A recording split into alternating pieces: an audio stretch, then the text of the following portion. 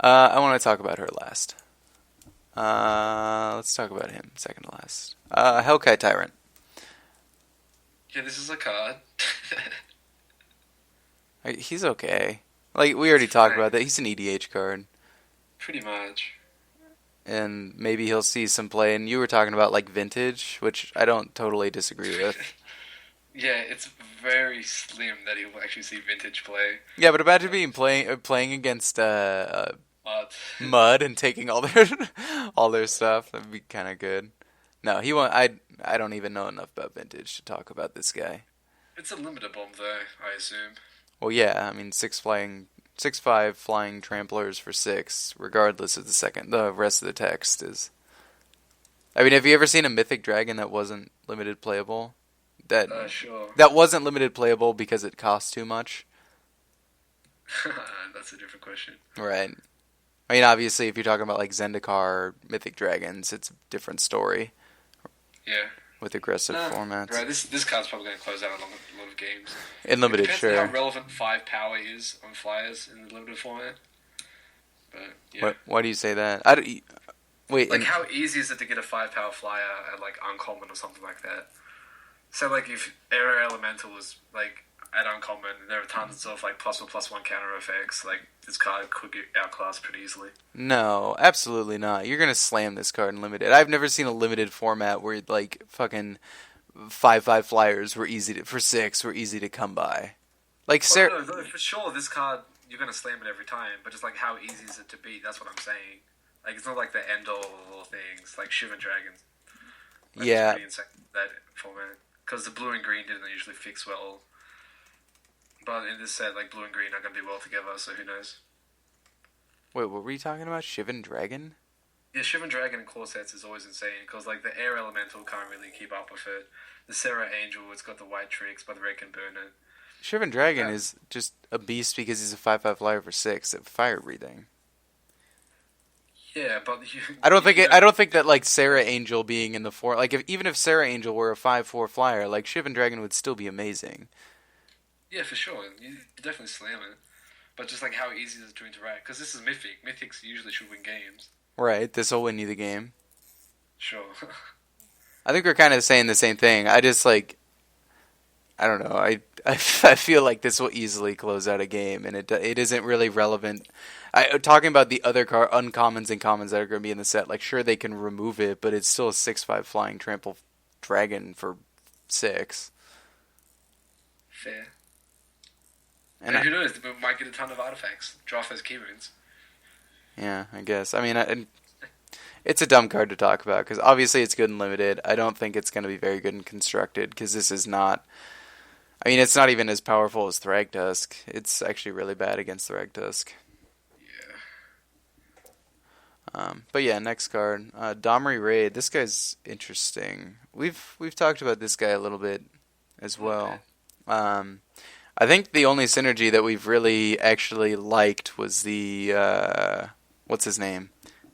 Monvoli Beast Tracker. The Beast Tracker. Yeah, digging up the 2/1 for 3 that digs up. Let's Uh, bring it up so people can see. well, yeah, okay. We Um, have power of the internet, why not? the internet. What's he called? Monvoli. MWONVULI. MWON. It'll fix it. You're so lazy. uh, oh, they promoted it. Yeah. Yeah, this guy. Because you could kind of like have a little arsenal of things to dig for, but then like when we talked about using this with the Domri raid, we were like, we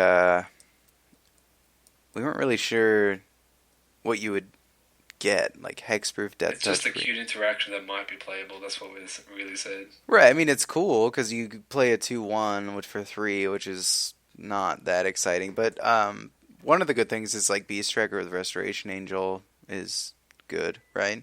Like, you can just set up all these tutor effects and just make your deck really consistent and have all these silver bullets, Yeah, which is nice. I just don't like that. Honestly, if it said flying on there, so you could actually dig up the Restoration Angel and then just chain angels, I would like that a lot more. Yeah, I really like it. This card said flying. Yeah. I really like it. If it just said creature.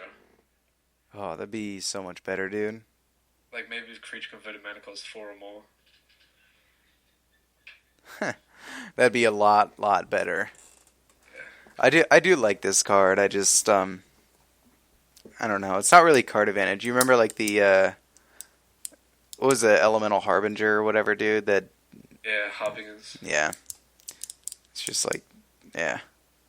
Yeah, like this could just draw a card and draw the card instead, and it'd still be better. Like this card just needs to be pushed a little bit more somehow, and it would have been very playable, I think. Yeah, but I don't know. I thought that was a cool interaction between the Beast Tracker and Domri Raid. I just feel like most of the time Domri Raid is like you're gonna use its +1 and you're just gonna blank. Right, just like an Augur Bolus type effect. Right, and Augur Bolus reveals 3, and people blank with it all the time. Right.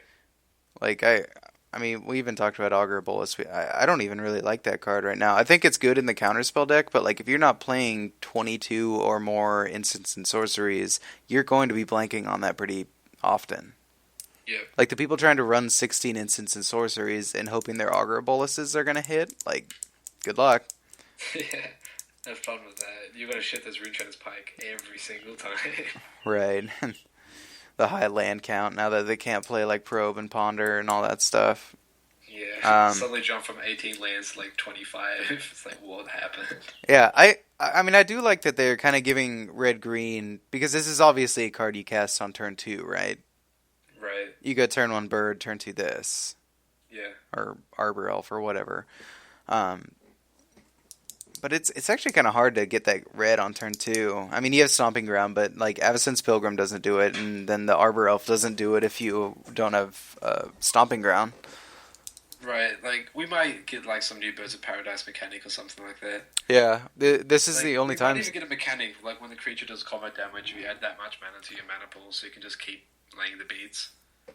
I guess, yeah.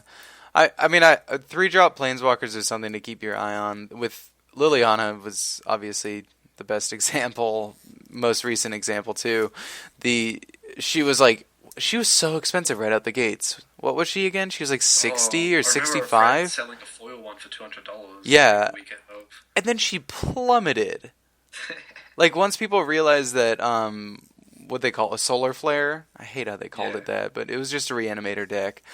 Once they realized that deck just wasn't very insane in the metagame, and Delver, wasn't that when Delver got popular?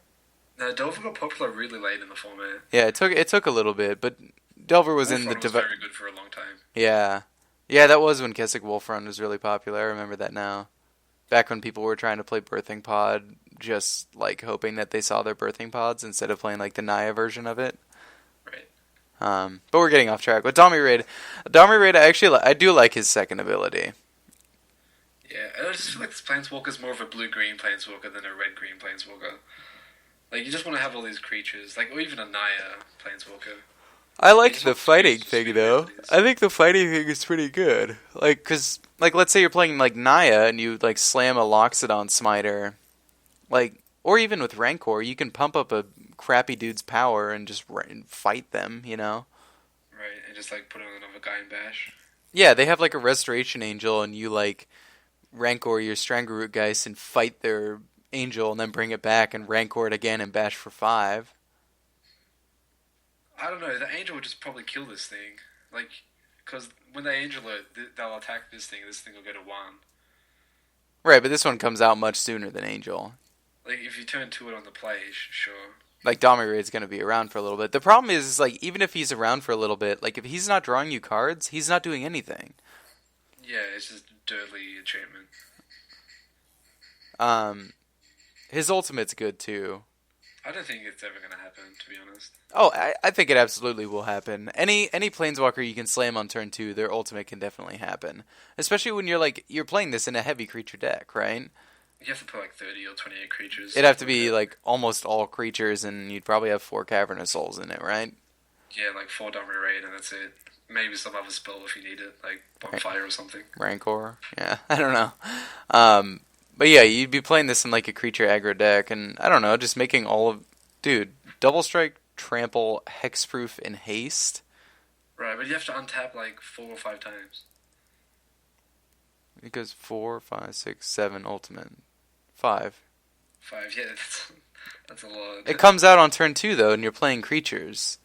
Hopefully, it comes out turn 2. We haven't got enough mana dogs to make it reliable. We need one more, like a good one. You have Stomping Ground, Rootbound Crag. Um, Man, that's really it, isn't it? Unless you're just playing, because you're gonna play the. I would play this in Naya because there's no reason to play a creature deck that doesn't have Restoration Angel.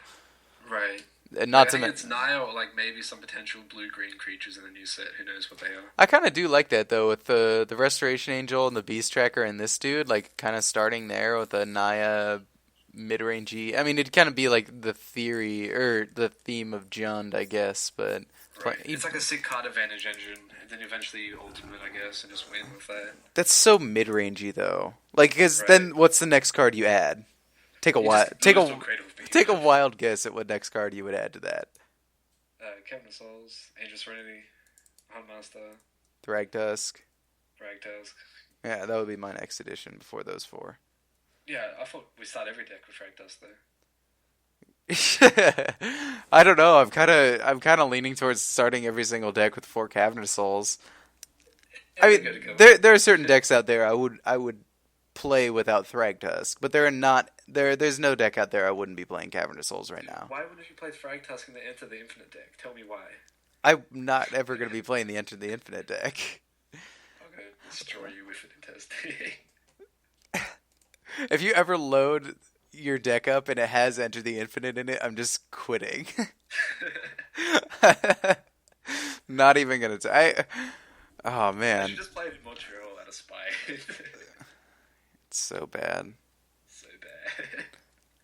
I don't know. We were talking about it, though in Standard with Thragtusk being so powerful, you either need to go over him or under him. So either aggro him out or do something more powerful than him, like Nicol Bolas or whatever. Wolf.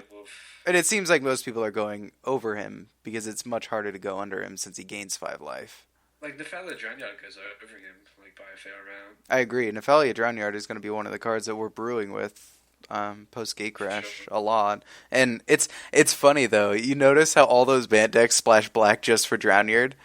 We figured it out like 2 months I ago. know. We were totally just kind of waiting for Gatecrash to come out, hoping people didn't notice that, and then just make a bug deck with Deathrite Shaman. And I was even thinking you could splash white, play Restoration Angel, and then you would play like Restoration Angel and Sphinx's Revelation. And I was thinking you could play Syncopate and Sphinx's Revelation because both of them are just 1 blue, so you could just splash blue into your deck and play 2 awesome. Revelation's double blue. No, it's white, white, blue. Are you sure? I'm pretty sure it's double blue. Pretty sure. I'll bet you. You want to bet? I'll bet you. All right. What are we betting? Two tickets. How many tickets? Two tickets. Doesn't matter. 2 tickets. Sure. All right. Oh, dang it. I thought it was 1 blue. I thought it was 1 blue. All right. I owe you 2 tickets. Sick. Okay. Well, Alright. I was wrong. Maybe you'd have to go heavier blue. But we were also talking about... Maybe Enter the Infinite. That's what I want. We're also... Stop talking about to enter the infinite. We're also talking about Jace. Big Jace. Big fatty Jace. 5-drop Jace. Grandpa Jace. That card's sick. Card's insane. Yeah, it just wins the game. Because the first card that we jumped to when we were just looking for cards that won you the game in Standard was Craterhoof. Jace. Right. Craterhoof was the man. And like but then we're realizing like people are actually at these life totals, like 47 life, or infinite life in our case when we were running the infinite life combo, where like Craterhoof doesn't necessarily kill them. And you can also play around Craterhoof, like you hold open Cyclonic Rift, you know? Right. Or they like Sphinx Revelation, for, like just out of reach. Mm-hmm. Or they are Alchemist Refuge, Wrath. Man, I can't believe I was wrong on that. Yeah. That's alright.